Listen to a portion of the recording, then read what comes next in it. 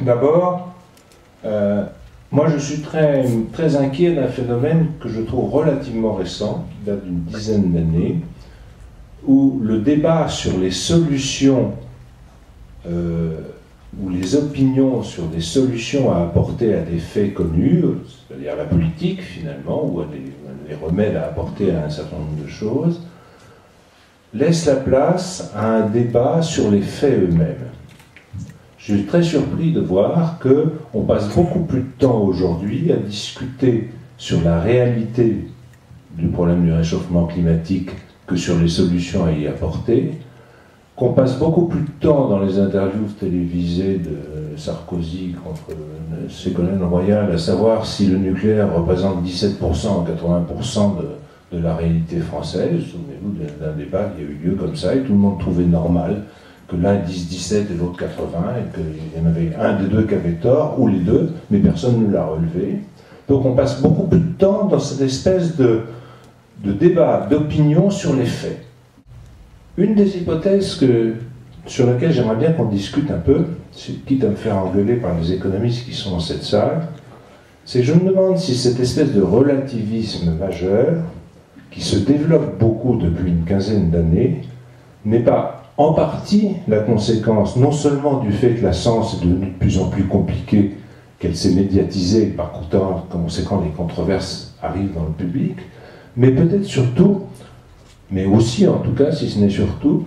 que la science économique, néolibérale essentiellement, les grands néolibéraux sur lesquels nous avons fonctionné depuis une vingtaine d'années, ont réussi à faire passer l'idée qu'il y avait des lois économiques comme il y a des lois de Newton, que la croissance, la loi du marché, etc., étaient des trucs définitivement incontournables, c'est des vraies lois au même sens que les lois des sciences physiques ou des sciences de la nature. Alors évidemment, avec la crise par exemple, on s'est aperçu que ces lois étaient mises en cause complètement, les gens qui étaient totalement libéraux sont devenus keynésiens, les keynésiens commencent à se dire que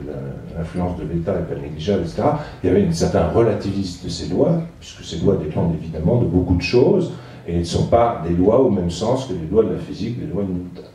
Et je me demande si le fait que la prégnance vis-à-vis des décideurs et des journalistes des théories économiques a été tellement forte dans les 20 dernières années que ça n'a pas fondamentalement réagi sur la façon dont tous ces braves gens considèrent la science en général et les faits en général, comme étant des choses qui peuvent être complètement négociables en fonction de rapports de force et d'opinion. Le deuxième point sur lequel j'ai envie d'insister, c'est le problème dont vous avez déjà parlé, qui est l'indépendance de l'expertise. On parle toujours des experts indépendants en disant il nous faut des experts indépendants. Mais comment est-ce qu'on peut savoir si un expert est indépendant et que l'autre ne l'est pas?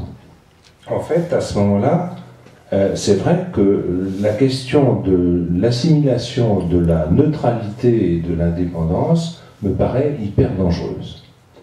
L'amalgame, c'est ce genre d'amalgame qui est un cheval de bataille très très classique des porteurs d'intérêt, a pour intérêt majeur de renvoyer dos à dos l'expert qui travaille au service d'un lobby et l'expert qui, avant de prendre la parole, dit d'où il parle, quels sont les principes éthiques, philosophiques, politiques qui le guident, mais qui essaye simplement de décliner ces principes de façon rigoureuse et honnête. Parce qu'en fait, les porteurs d'intérêt se dardent justement en général de dire « moi, je n'ai pas d'idéologie, je n'ai pas de principe », comme si qui que ce soit n'avait pas des principes, qu'il les avoue ou qu'il ne les avoue pas, et je suis objectif, je suis neutre.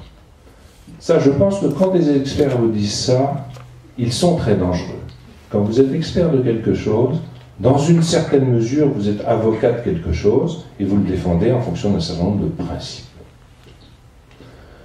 C'est donc pas au niveau de l'absence affichée de principes, mais au contraire, par l'affichage de ces principes, mais surtout par leur déclinaison rigoureuse, que vous pouvez devenir un expert dit indépendant. C'est-à-dire que vous ne dépendez pas des modes de pensée dominants, que vous ne dépendez pas évidemment des entreprises pour lesquelles vous faites votre expertise, vous ne dépendez pas du conformisme, etc. Ça se joue dans une déclinaison honnête et objective d'un certain nombre de principes, et c'est évidemment pas évident. Donc en fait, ça veut dire que sur chaque objet, l'expert indépendant est amené à refaire une analyse, et non pas une analyse qui est la reproduction de son opinion, ou de l'opinion d'un certain nombre d'autres. Chacun des problèmes mérite pas une réponse toute faite fondée sur des convictions, sur des amitiés, sur des compromis entre l'adversaire principal et l'adversaire secondaire, mais chaque fois sur une analyse complète. Une expertise indépendante ne tient la route que si elle permet de mettre pour le citoyen moyen qui se donne la peine de lire, évidemment, et pas simplement d'écouter les médias à la télévision, de se faire une opinion sérieuse sur les faits. Voilà ce que je voulais dire, et je pense que ça sera repris tout à l'heure par Jacques Testard quand il parlera des conférences de citoyens. Derrière cette analyse, il y a l'idée que si vous prenez un groupe de citoyens et qui s'informe convenablement, il est tout à fait capable d'avoir une opinion très sérieuse sur un certain nombre de choses et de donner des avis tout à fait circonstanciés, alors que très généralement, on vous explique que ces choses sont beaucoup trop compliquées pour que les citoyens s'en emparent. Je m'arrête là pour l'instant.